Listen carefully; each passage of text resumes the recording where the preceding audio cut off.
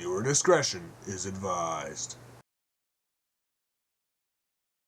You're watching NTV Napoleon Television.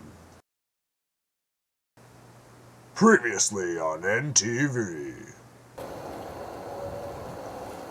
Put your hands up. Don't move. Check him.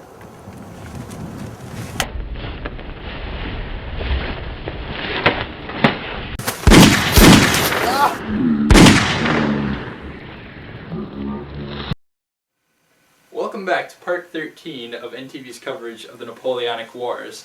In our last episode, Napoleon managed to conquer Spain, and by 1810, his power had reached its peak.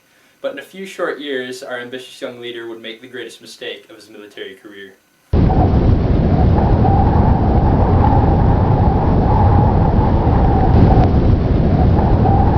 After Napoleon was able to gain the Spanish territory, he had to get some more land. The problem is, Britain was too much of a challenge for him.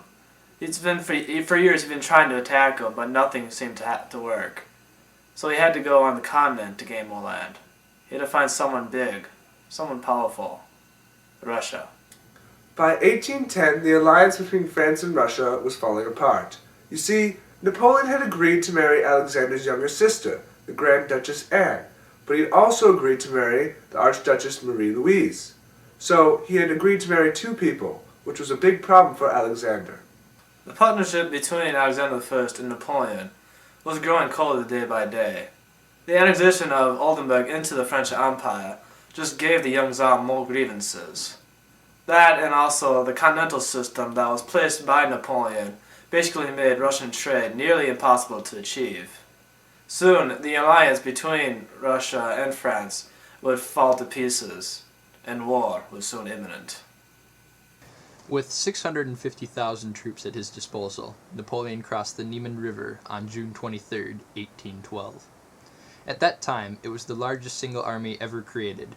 Interestingly enough, only a third of the Grand Army was French, as Napoleon ordered a draft throughout all of his satellite states. Napoleon's main goals for the Russian campaign was to, first of all, get to Smolensk before the harsh Russian winter came in, and then by spring he would depart, and then hopefully reach Moscow by maybe May or June. This plan was hastened as he reached Smolensk by August, and then he decided to go onwards towards Moscow, hoping he can reach there before the winter set in. By the time Napoleon reached Smolensk, he worried that the supply lines were running thin, so he decided to go onward to Moscow before the Russian and Prussian armies could stop the supply lines and leave the French army without supplies. By September 1812, Napoleon was well on his way to reaching Moscow before winter, when the Russians attacked him. On September 7th, the Battle of Borodino began, which would become the bloodiest single day of the battle in the Napoleonic Wars, and one of the bloodiest of all time.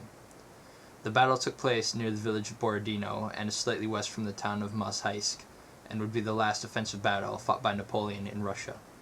Suffering from a fever, and attempting to reduce the casualty numbers, Napoleon was unable to put up a fight to his usual caliber.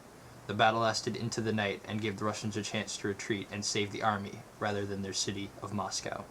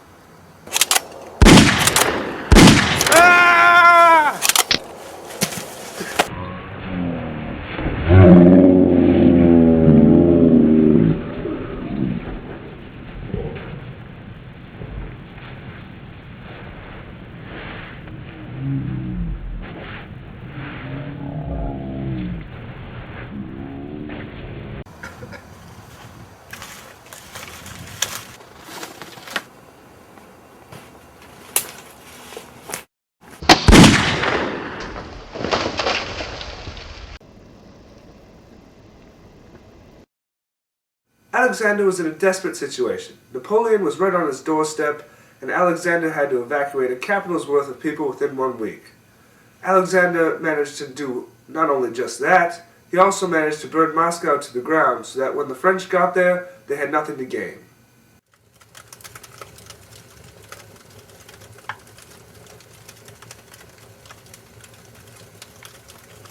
Napoleon finally arrived in Moscow on September 14th, 1812. But to his surprise, he saw that most of the city was burned down to the ground. He ordered other public buildings to be burned to the ground that weren't, and then desperately tried to find supplies. For 5 weeks, he kept on trying to do so, but kept on failing over and over and over again. And then the winter came. Napoleon knew he was in trouble, as he was not prepared for Russia's harsh winter. After he had spent his time searching for supplies, he ordered a hasty retreat back to France, but as it turned out, he had waited too long.